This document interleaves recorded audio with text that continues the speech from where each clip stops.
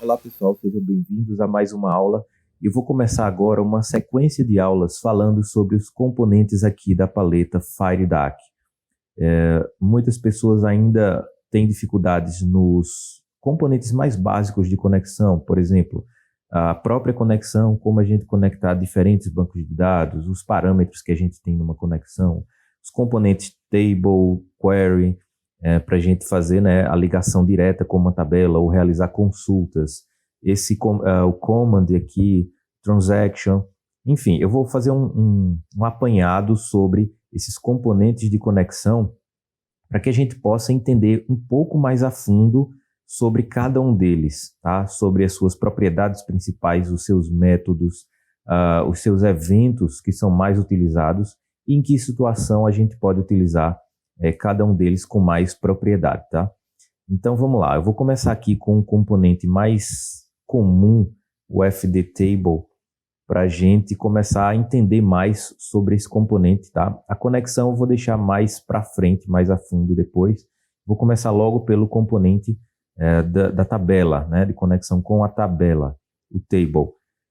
E vamos lá, a gente vai explorar aqui as principais propriedades, um pouco dos eventos e também na parte do código, o que a gente pode, o que a gente tem de métodos disponíveis no código para a gente manipular esse componente aqui. Então vamos lá. Começando aqui a configuração inicial dele, né?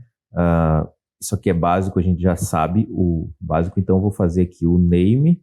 Vamos começar aqui pelo name tb, né? A abreviação de table. Colocar aqui TB programadores. Eu tenho no meu banco de dados aqui uma tabela, e no banco de dados aula eu tenho uma tabela de programadores com o ID, o nome e a formação de alguns programadores. E tem uma segunda tabela chamada tecnologias, que está vinculada a essa tabela de programadores. Tá? Aqui tem o ID da própria tabela, o ID do programador, para fazer um vínculo, né, com os programadores, a tecnologia que esse programador domina e o nível que ele domina essa tecnologia. Tá? Então vamos fazer uns testes aqui utilizando essas duas tabelas. E agora eu vou conectar aqui esse componente, a tabela de programadores, setei aqui o nome, agora vamos aqui no table name, né, para associar a tabela de programadores. Muito bem, então vamos começar aqui falando da primeira propriedade, a propriedade active, né? Ela é bem básica, ela vai ativar o meu componente para que ele fique disponível para uso. Vou adicionar aqui também logo mais um componente de acesso para a gente poder visualizar o resultado, certo? Vou colocar aqui um grid para que a gente visualize o resultado, tá? Então assim, esse componente você pode achar ele muito básico ainda, mas não se engane, tá? Ele tem muitas coisas que você pode aprofundar bastante sobre esse componente. Vamos lá, deixa eu adicionar aqui mais um Data Access e um Data Source, só para fazer o vínculo aqui com esse dataset. Vamos setar aqui com a tabela de programadores, chamar ele de DS Programadores. Tá? Fazendo uma conexão aqui padrão, que a gente já conhece bastante. Se você ainda não conhece, tem vídeos aqui no canal disponíveis sobre como configurar, né, o básico aqui desses componentes. E o grid, vamos vincular aqui com o Data Source, programadores. Muito bem.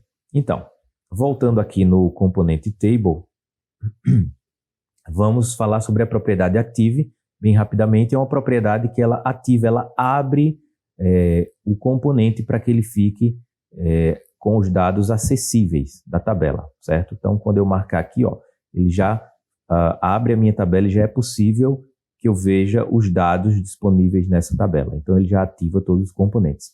E ao manipular essa primeira propriedade Active, ela já vai disparar dois eventos relativos a esse componente aqui, que é o evento, primeiramente, o evento de abrir, né, o componente, que seria o before open, que seria o evento antes de abrir, tá? Então, quando você ativa, marca a propriedade active aqui como true, ele já dispara o evento before open, que acontece um pouco antes do componente ser ativado, ser aberto de verdade, certo? E também ele dispara o evento after open, que significa após a abertura da tabela. Tá? Então você vai ter dois eventos associados a essa propriedade active. O antes de abrir e o before open, né? E o after open, que acontece após abrir. Vamos fazer um teste aqui. Vamos colocar no before open, que dá 2 cliques, né? Vamos colocar uma mensagem aqui. Então vamos colocar aqui o código do show message para disparar uma mensagem antes desse componente ser aberto. Vamos lá, evento before open disparado. Pronto. Okay, então, inserimos aqui uma mensagem no evento before open, ou seja, antes da tabela ser aberta. E agora, uma outra mensagem no after open, para a gente ver o evento sendo disparado depois dela ser aberta. Show message, evento after open disparado. Okay? Uma vez que você entende os fundamentos do funcionamento aqui, dos eventos desse componente, de todas as propriedades aqui principais que ele tem disponível, o que é que elas podem fazer por a gente, fica muito mais fácil você conceber, né? Você começar a ver novas formas de você executar as ações no seu sistema no dia a dia. Tá? Então, vamos lá. Testando aqui, vamos testar esse componente. Tá? Então, eu vou colocar aqui um botão, só para a gente manipular dois botões. Um botão de abrir e um de fechar esse componente. Então, vamos lá. Abrir e um botão para fechar o componente table. Vamos lá. Eu vou dar 2 cliques aqui no código do abrir e vou referenciar TB programadores. Vou referenciar esse componente table, certo? E vou chamar o método open. O método open, ele serve para justamente ativar esse componente, tá? Ativar o componente table. Então, automaticamente eu vou deixar ele aqui falso, né? Active false. E quando a gente clicar no botão aqui, ele vai dar o comando open, chamar o método open, que vai fazer com que a propriedade active do table ela vá para true. Ou seja, ela vai ficar ativa, tá? Consequentemente, disparando os eventos before open e after open. Vamos lá. Então, vou rodar aqui para a gente testar. Pronto, a tabela está fechada, a gente não pode acessar os dados, né? Então, vou aqui clicar em abrir e ele vai, antes de abrir a tabela ainda permanece fechada e ele já disparou o evento before open disparado. Deu um OK e ele vai continuar com o fluxo e vai abrir a tabela. Abriu a tabela e em seguida ele já dá o disparo do evento after open. Então veja, são dois momentos muito rápidos que acontecem. Antes de abrir, ele abre e depois dispara o outro evento após abrir a tabela. Perfeito. Então, essa foi a propriedade do componente active, né? E ela dispara esses dois eventos, certo? O antes e o depois de abrir. Beleza, então, continuando agora, eu vou adicionar aqui o componente, o DB Navigator, Data Controls, da paleta Data Controls, DB Navigator, para a gente manipular essa tabela aqui de algumas formas. Então, veja só. Esse componente aqui, DB Navigator, deixa eu conectar ele aqui na propriedade Data Source com a tabela, certo? Para que a gente possa manipular essa tabela e começar a disparar também alguns eventos e fazer alguns testes. Veja só, esse componente ele vem por padrão com esses botões aqui disponíveis. Você pode aqui embaixo, no Visible Buttons, ativar mais dois botões que eles por padrão eles não vêm visíveis, tá? O Apply Updates e o Cancel Updates, que esses dois botões. E a gente vai falar agora, a gente vai usar esses dois botões para falar dessa propriedade aqui, do componente Table, certo? A gente vai para aqui, para a propriedade Cached Updates, certo? Essa propriedade aqui, ela vai trabalhar com atualizações da tabela em cache. Para que isso? Quando você está desenvolvendo um sistema em rede, tá? Porque ele vai se comunicar em rede com um servidor, você pode utilizar essa propriedade para quê? Para à medida que você fizer alterações aqui na tabela, você vai inserindo informações, você vai mudando, excluindo informações, alterando informações aqui na tabela, ele vai guardando essas alterações localmente na sua máquina. E uma vez que você clicar aqui, você vai salvando, né? E ele vai fazendo várias alterações aqui, mas tudo isso vai ficar em cache na sua própria máquina. E ele só vai ser transferida, essas alterações só vão ser transferidas para o servidor, de fato, quando você aplicar as atualizações aqui. Ou se você cancelar as atualizações nesse outro botão, ele descarta todas essas alterações do cache. Tá? Ele elimina essas alterações e cancela tudo. Tá? Então ele só vai ser enviado de fato para o servidor aqui quando você confirmar o Apply Updates, certo? Com esse botãozinho daqui. E para que isso é útil? Por que isso é útil, né? Primeiro, se você tiver muitos computadores acessando o servidor, provavelmente vai gerar um fluxo de rede, um fluxo de dados na rede muito grande. Tá? Se a cada operação que você fizer aqui, ele estiver comunicando com o servidor, jogando informações para o servidor e trazendo informações de volta, isso gera um tráfego na rede muito intenso. Então, se tiverem muitas máquinas ao mesmo tempo fazendo isso, pode fazer com que a sua rede fique um pouco sobrecarregada, causando lentidão nos sistemas, etc.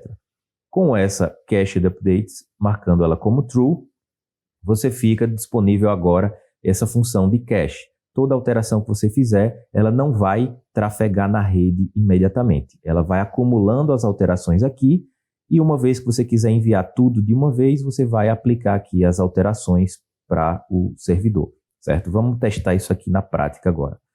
Simplesmente eu marquei como true aqui a propriedade cache de updates e eu vou rodar aqui o nosso programinha, certo? Ele disparou aqui o evento antes e depois de abrir.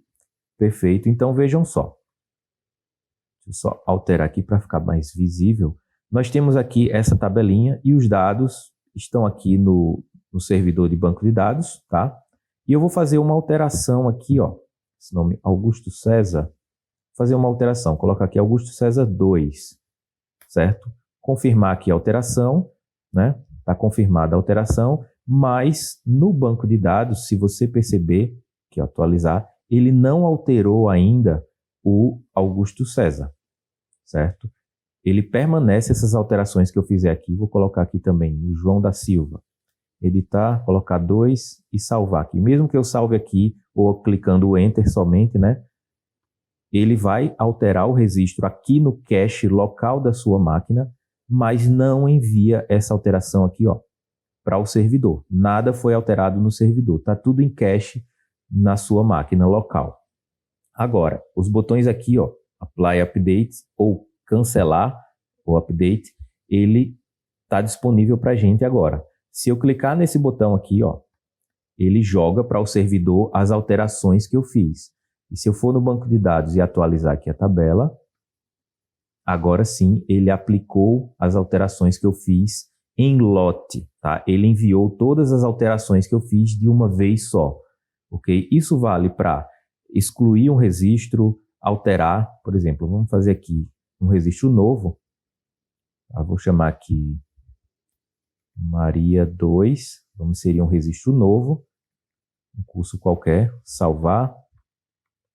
Ok, está salvo aqui, inserir um novo registro e vou mais um aqui. Vou trocar aqui qualquer coisa na formação. E vamos colocar aqui no nome Josefa 2. Ok. Então aqui, salvei 2 registros. Ok? E vou excluir um desse aqui. Vou excluir esse Maria da Silva daqui. Excluir esse registro, confirmar. Certo? Então adicionei 2 registros e excluí um. Se eu for lá no banco de dados e atualizar, ele vai estar da mesma forma. Nada foi alterado no banco de dados. Agora, se eu enviar aqui as alterações para o banco, ou seja, chamar o método Apply Updates, ele vai ser enviado para o banco de dados, de fato, o lote de alterações que foi realizado na tabela. Enviando, vamos ver o resultado aqui. Ó, e agora ele excluiu a Maria que tinha aqui e inseriu os outros dois, ok? Então, esse recurso, voltando aqui para o Delphi, esse recurso do cache de updates, para quem vai trabalhar em rede, ele é muito útil, tá? Ele controla melhor, te dá a possibilidade de controlar melhor o fluxo de dados na rede. Tá? Isso aqui é um assunto muito extenso também, isso aqui dá para a gente ampliar esse tópico só numa aula bem profunda sobre essa questão de rede, de tráfego em rede, certo? Isso aqui pode gerar também algumas consequências, alguns efeitos colaterais. Por exemplo, na sua máquina você começou a alterar o registro de Augusto. Em outra máquina, alguém também está alterando o registro de Augusto, né? E assim, os dois vão tentar subir, um vai subir primeiro do que o outro. Então pode ser que dê esse conflito, né? Quando você está trabalhando diretamente com a informação, você pode gerenciar isso através de um lock de registro, fazendo que a tabela ela trave aquele registro enquanto tem alguém manipulando aquele registro para que duas pessoas não tentem alterar na mesma hora, tá? Mas isso aí é uma questão de programação cliente-servidor mais avançada, mais para frente, mas eu queria só deixar claro essa propriedade aqui que já dá um bom controle a você, tá? Já traz possibilidades muito boas aqui.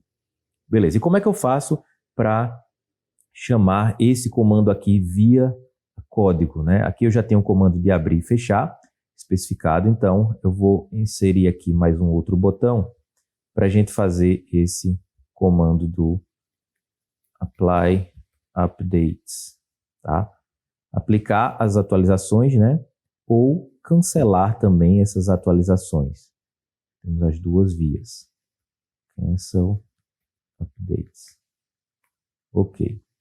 Então a gente pode também chamar aqui com um clique nesse botão, você pode chamar o evento de aplicar as atualizações dessa forma, tá? Você referencia o componente tbprogramadores.apply updates, certo? Chamando aqui esse comando é a mesma coisa de você clicar aqui nesse botão, certo? E o cancelar, aqui ó, apply updates, tudo certo? E o cancelar as atualizações, o cancel update, você vai chamar dessa forma, tbprogramadores.cancel updates, certo? E aí, esse comando é o equivalente a você cancelar aqui as atualizações, ok? Tudo certo, então. Exemplo aí dos dois. Se você testar, vai dar na mesma coisa, certo? Tanto faz você clicar aqui nos botões do DB Navigator ou vir por aqui agora com esses comandos. Então vamos lá. Deixa eu alterar aqui o registro. Apagar esse número 2 daqui e esse daqui. Ok. Salvou. Tá? Então, no banco de dados, nada foi alterado aqui. Permanece o número 2. E você pode vir aqui agora no botão e aplicar as atualizações. Ele envia para o servidor. Se você atualizar a tabela, você vai ver que ele atualizou em lote aqui os dois registros. Perfeito. Então, está aí o exemplo do aplicar e cancelar as atualizações. Tá? É equivalente a clicar nesses dois botões aqui. Muito bem. Beleza, então, veja só uma única propriedade, às vezes, que a gente ignora, né, as possibilidades que essa propriedade traz para a gente, tá? De trabalhar com sistemas cliente-servidor aí de forma bem interessante. Então, vou desmarcar aqui, a gente não vai mais deixar isso aqui ativo. E vamos lá para a próxima propriedade.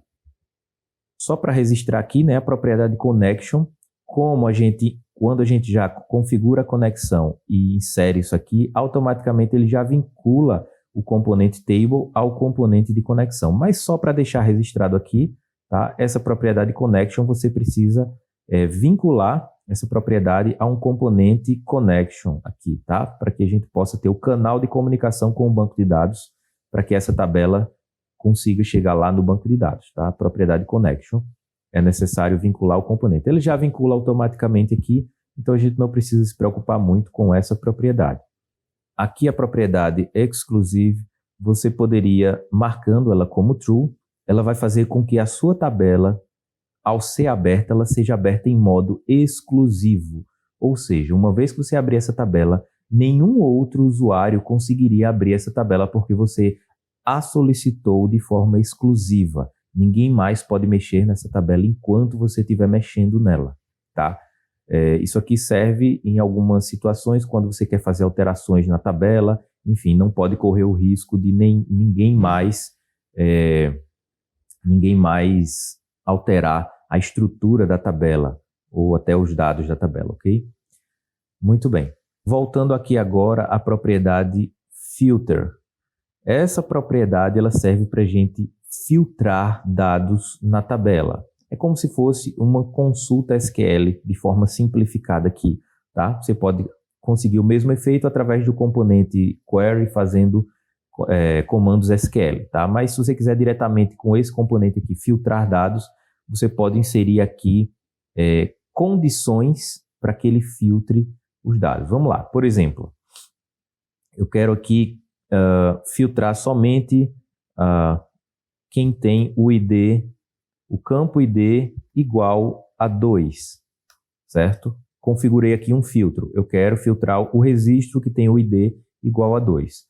Essa propriedade filter, ela trabalha em conjunto com a propriedade aqui filtered, que ela precisa estar marcada como true, tá? Ela está como falso. Então aqui essa propriedade filter significa filtrado, né? Então eu quero que esse filtro funcione, está como falso. Então marcando ele como true, ele vai aplicar de fato esse filtro aqui no componente, fazendo com que ele filtre os dados, somente os registros que atendem à condição serão exibidos. E aqui você pode inserir condições compostas também, tá? Você pode deixar mais de uma condição, por exemplo, o ID igual a 2 ou o nome, o campo nome, ele vai utilizar aqui o operador like, vou colocar dessa forma aqui, ó, like, ou seja, o nome ele pode começar com a letra A e depois vir qualquer outro caractere após a letra A. Tá? Então, vamos ver o resultado disso aqui. Ó. Ativar aqui o filter, que ficou falso. Tá? Então, vamos lá. Filtrou aqui o ID que tem o número 2 no ID e os registros que começam com a letra A e depois vem qualquer outro caractere, qualquer outros caracteres, certo? Então aqui, ó, você pode ID2 ou o nome, ter um like, tá? O operador like que funciona assim como no SQL, né? E começando com a letra A, depois vindo o caractere coringa aqui, ou seja, identificando qualquer outro conteúdo depois da letra A, certo? Se você quiser também é muito útil assim, somente quem começa com a letra A, né? Todos os clientes começam com a letra A. Eu tirei aqui a condição do ID. Enfim, você pode fazer condições aqui bem complexas para filtrar os seus registros, tá? Depois eu vou falar sobre, de fato, esses filtros, essas condições que a gente pode colocar aqui, tá? Eu só quero ilustrar agora o uso da propriedade filter e filtered, para você filtrar, de fato, os dados da tabela, ok? Inclusive, também, ao usar essa propriedade filtered, quando você ativar para true, ele também dispara o evento aqui, ó, onFilterRecord. É um evento que é disparado sempre que você ativar a propriedade filtered para true, certo? Se você quiser fazer um teste, a gente pode fazer isso. Inclusive, via programação também, via código, você consegue fazer esses filtros, né? Filtrar. Vamos lá.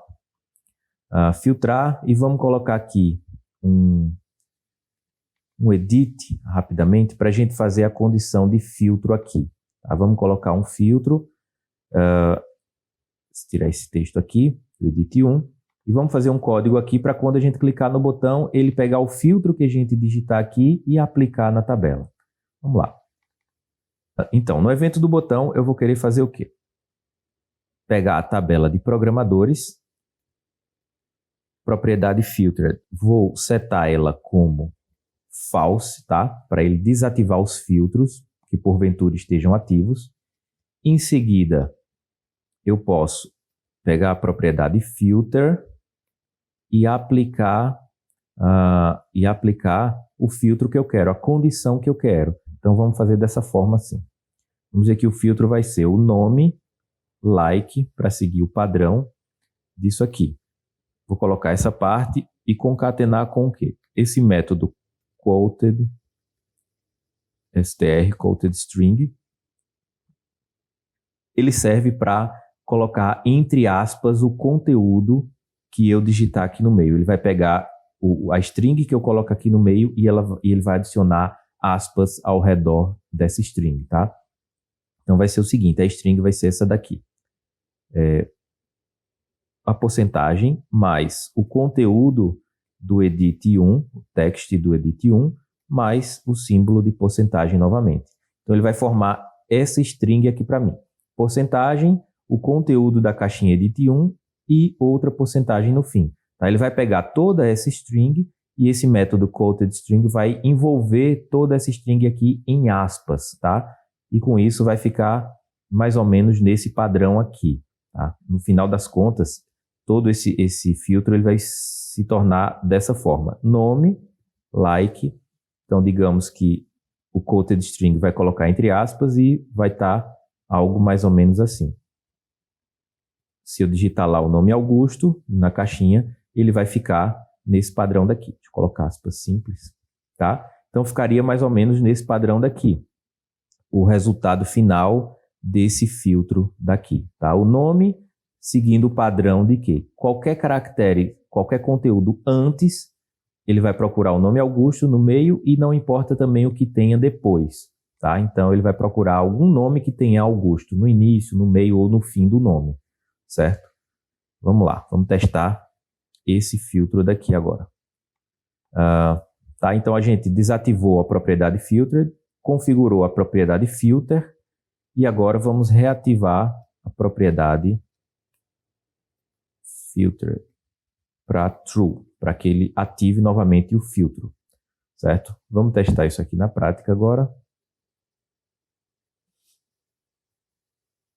Ok, o evento disparado. Então vamos colocar aqui Maria. Maria ele deve filtrar somente esse registro aqui que tem o nome Maria, né? Não importa o que vem depois do nome ou antes do nome Maria. Filtrar. Ó, então filtrou ali Maria.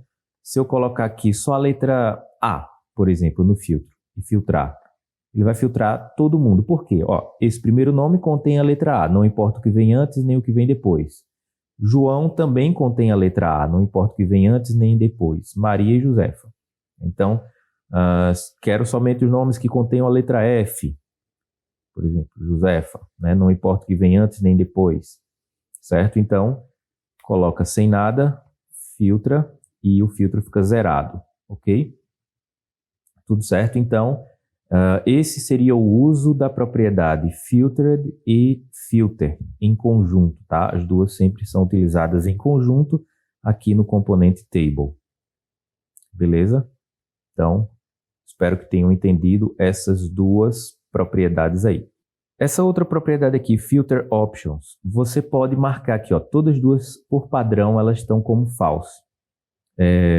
Aqui você pode, marcando como true, ela vai ficar case insensitive, ou seja, ela não vai diferenciar, ela vai ficar insensível a maiúsculo e minúsculo, tá? Por enquanto, se ele tiver como false, ele vai fazer uma certa distinção entre letras maiúsculas e minúsculas, certo?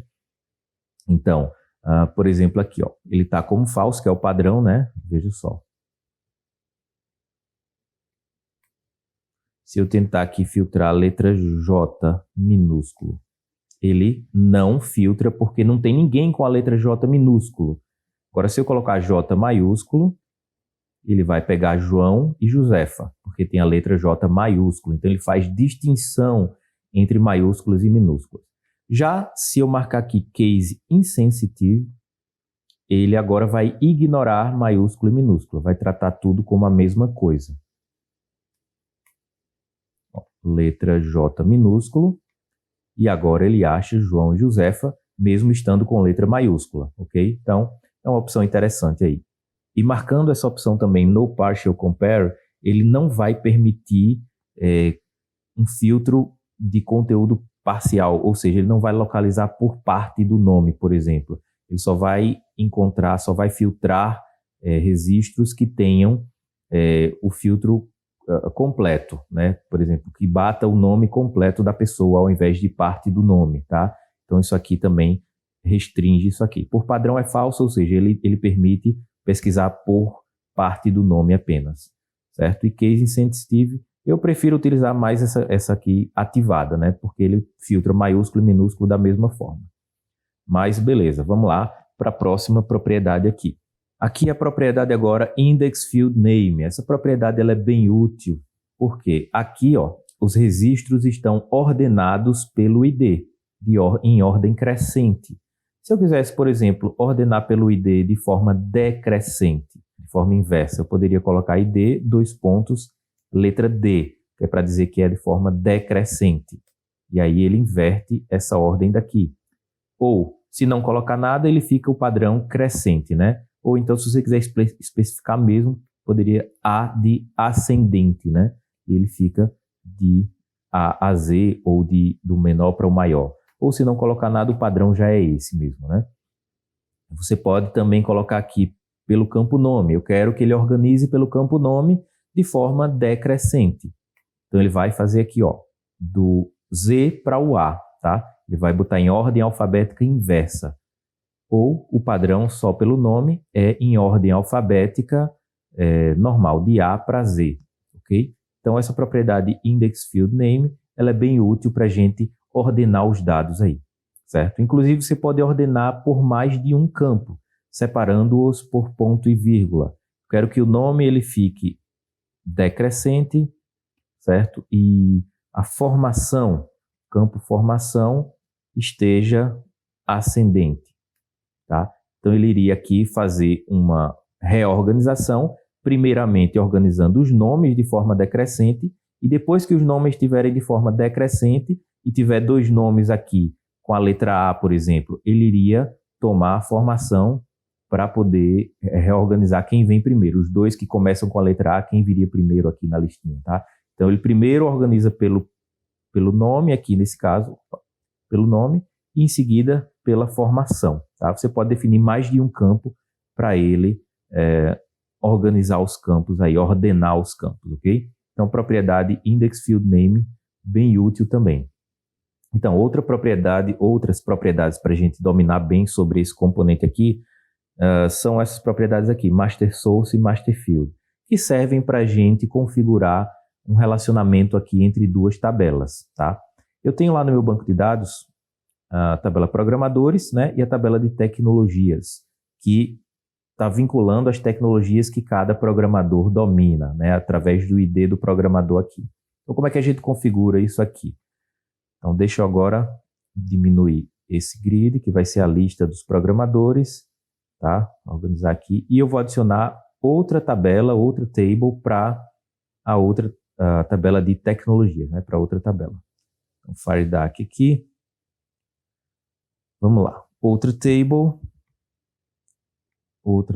vou colocar aqui embaixo mesmo, e outro data source aqui.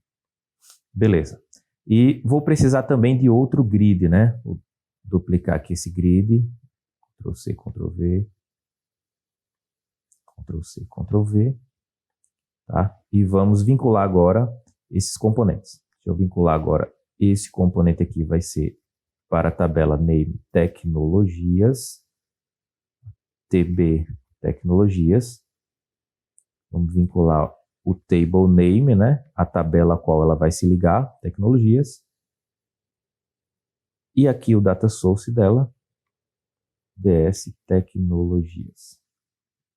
Vamos vincular ao componente TB Tecnologias. Beleza. E esse grid vamos vincular a esse data source aqui, de tecnologias. Muito bem. Ok.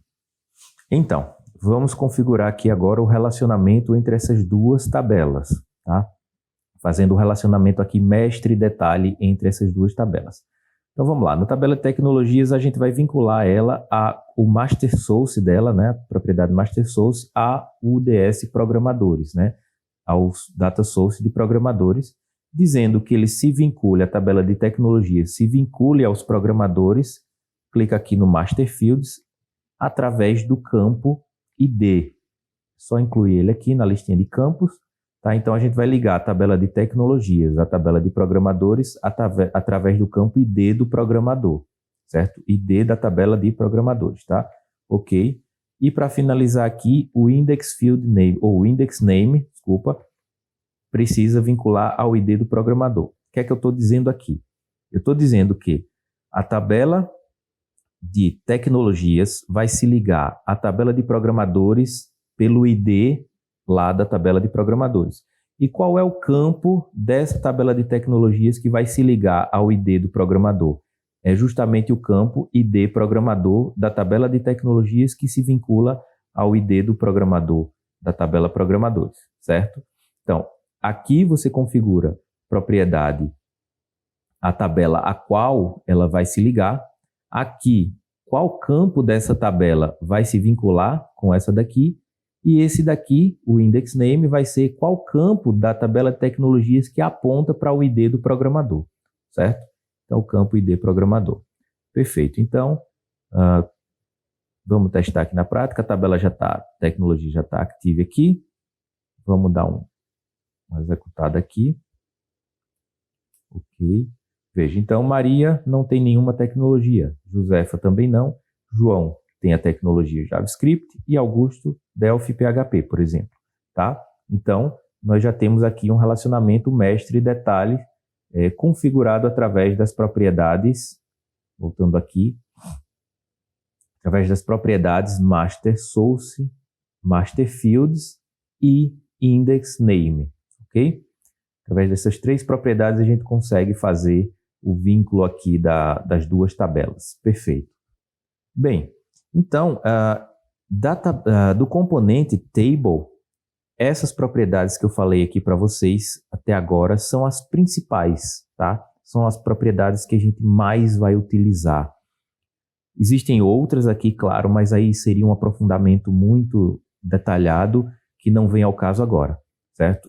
Tá? E na próxima aula eu vou tratar dos eventos aqui do componente table, para a gente identificar quais são os principais eventos que a gente tem do componente table, bem como quais são os métodos, né, que a gente pode utilizar aqui no código para manipular esse componente. A gente viu apenas alguns aqui, que foram os métodos apply updates, cancel updates, os filters, né? Tá? Então a gente vai ver quais são de fato os métodos disponíveis aqui, ó. A gente tem vários métodos que tem as propriedades e os métodos disponíveis do componente table, tá? Então a gente vai dar uma olhada também aqui na próxima aula quais são os principais aqui que a gente usa bastante durante a programação. Beleza, pessoal?